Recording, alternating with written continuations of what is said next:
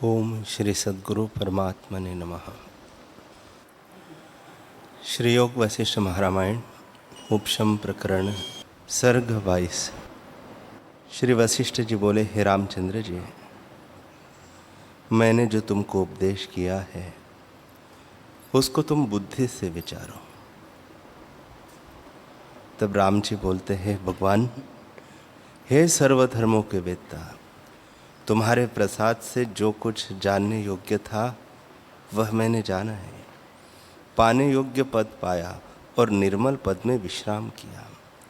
भ्रम रूपी मेघ से रहित शरतकाल के आकाशवत मेरा चित्त निर्मल हुआ है। मोह रूपी अहंकार नष्ट हो गया है।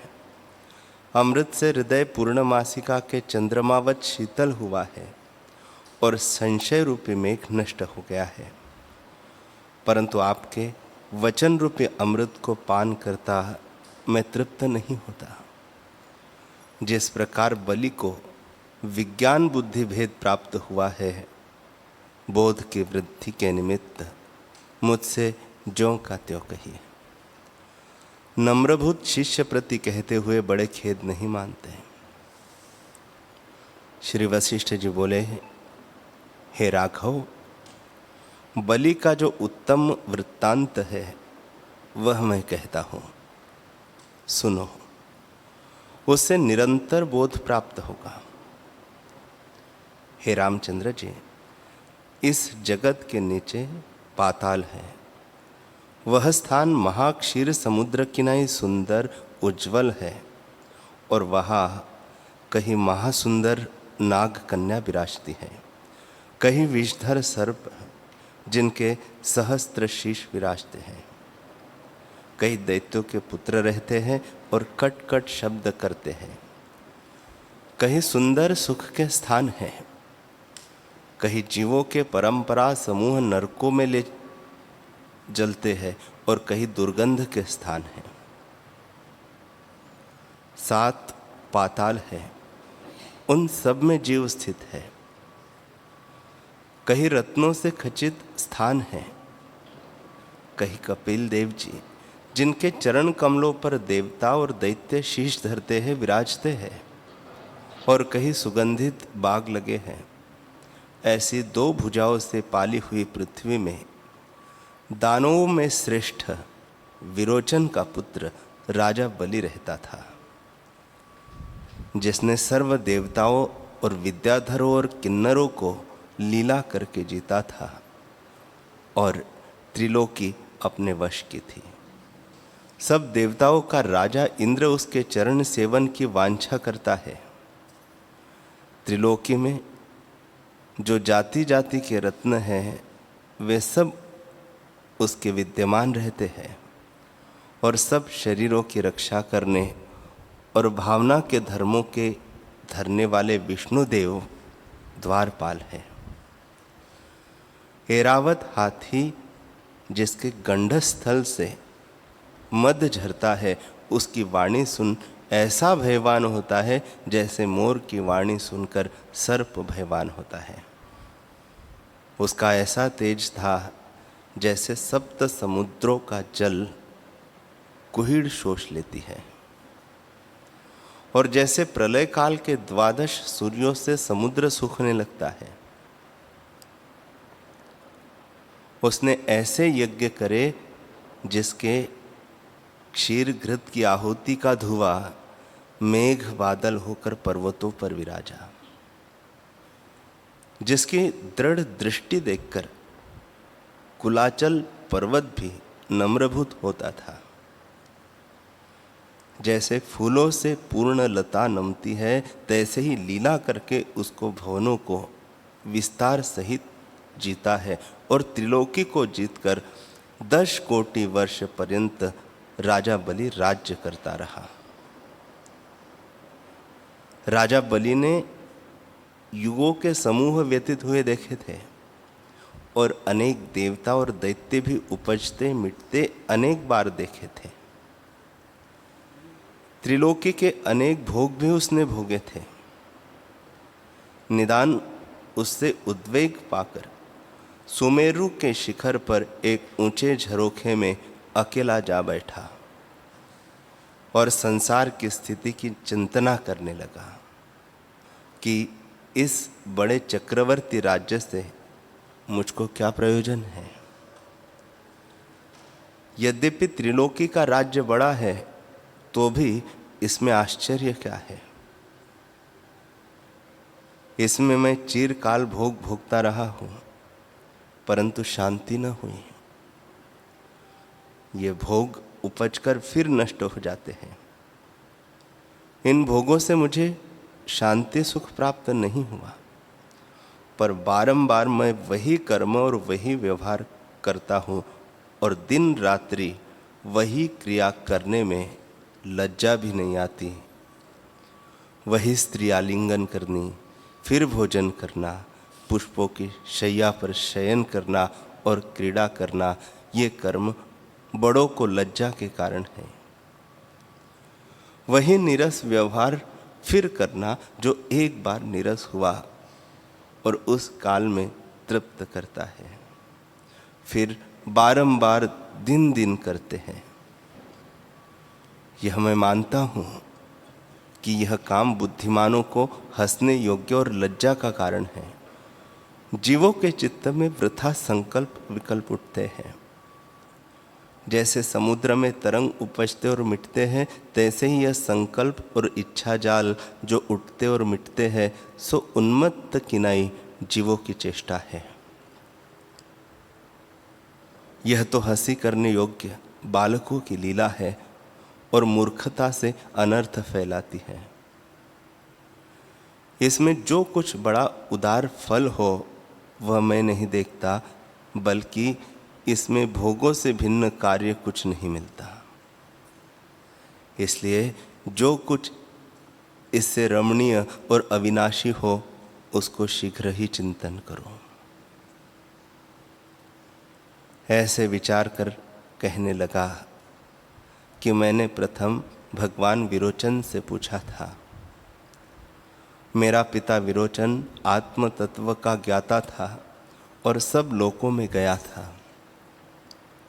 उससे मैंने प्रश्न किया था कि हे भगवन, हे महात्मन, जहाँ सब दुखों और सुखों का अंत हो जाता है और सब भ्रम शांत हो जाते हैं, वह कौन स्थान है? वह पद आप मुझसे कहिए जहाँ मन का मोह नष्ट हो जाता है, सब इच्छा से मुक्त होता है और राग द्वेष से रहित, जिसमें सर्वदा विश्राम होता है, फिर कुछ क्षोभ नहीं रहता।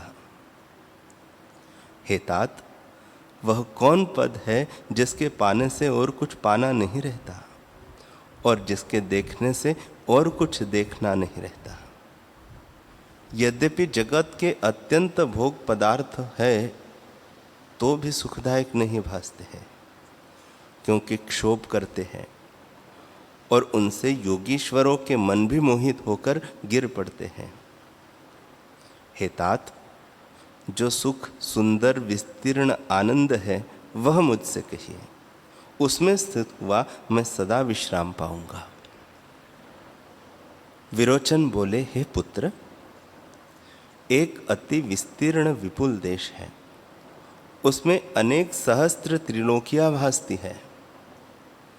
वह समुद्र, जल, धारा, पर्वत, वन, तीर्थ, नदियाँ, तालाब, पृथ्वी, आकाश, नंदनवन, पवन, अग्नि, चंद्रमा, सूर्यलोक, देश, देवता, दैत्य, यक्ष, राक्षस, कमलों की शोभा, काष्ठ, तृण, चर अचर, दिशा, ऊर्ध्व, अध, मध्य, प्रकाश, तम, अहम, विष्णु, इंद्र, रुद्र आदिक नहीं है। केवल एक ही है जो महानता नाना प्रकार प्रकाश को धारने वाला है, सबका कर्ता, सर्वव्यापक है और सर्वरूप तृष्णिम भाव से स्थित है। उसने सब मंत्रियों सहित एक मंत्री संकल्प किया। वह मंत्री जो न बने उसको शीघ्र ही बना लेता है और जो बने उसको न बनाने को भी समर्थ है। वह आपसे कुछ नहीं भोगता और सब जानने को समर्थ है।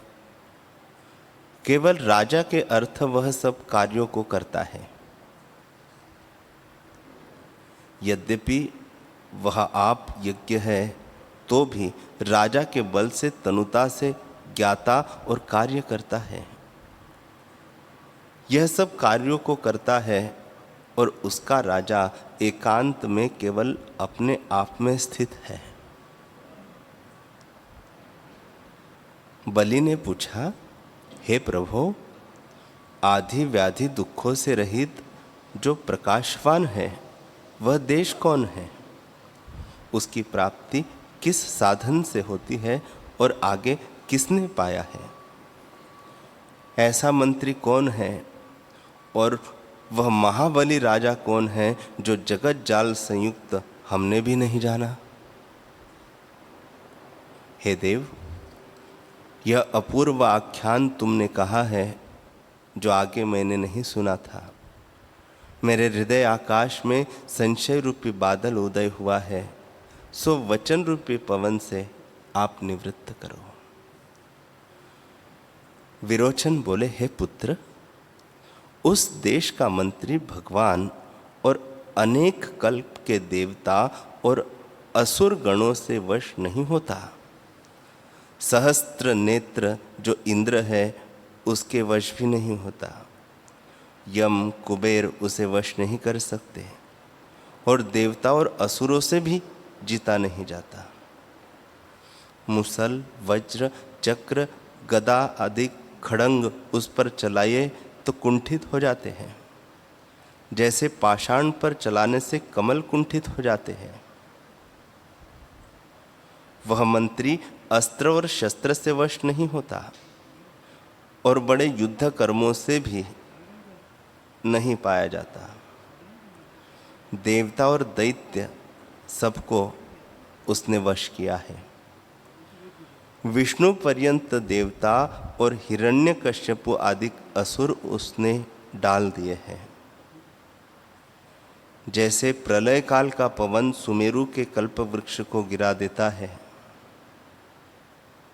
प्रमाद से इस त्रिलोकी को वश कर चक्रवर्ती राजावत वह स्थित है और सुर असुरों के समूह उससे भासते हैं।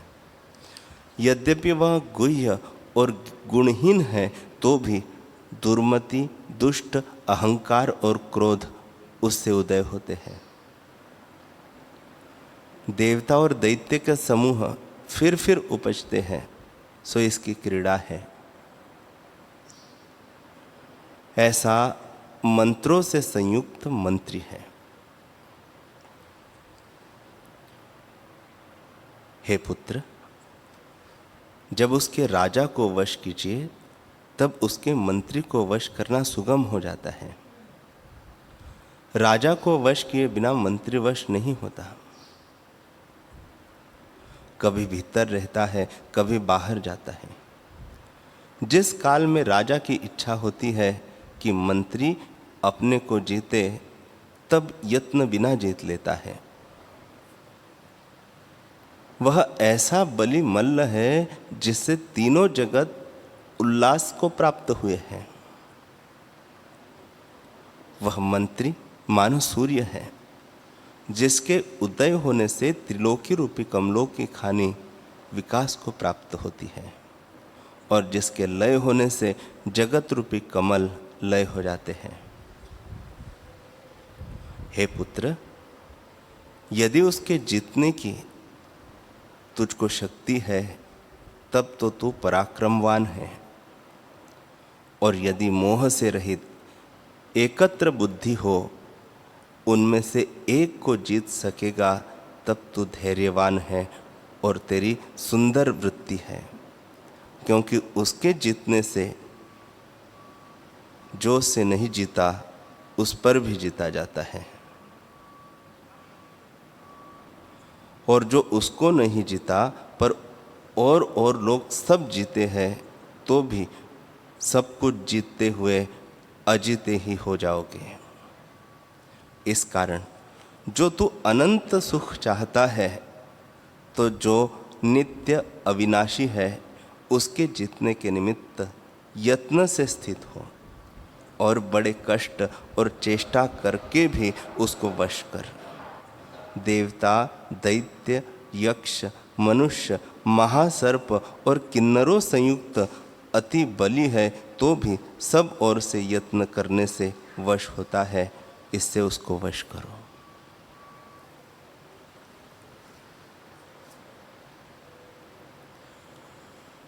हरि ओम,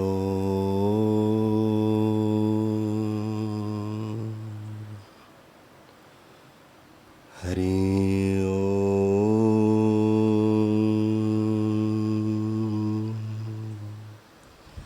ओम सहना भवतु सहनौ भुनक्तु सह वीर्यं करवावहै तेजस्विनावधीतमस्तु मा विद्विषावहै। ओम शांति शांति शांति। श्री सद्गुरुदेव भगवान की जय।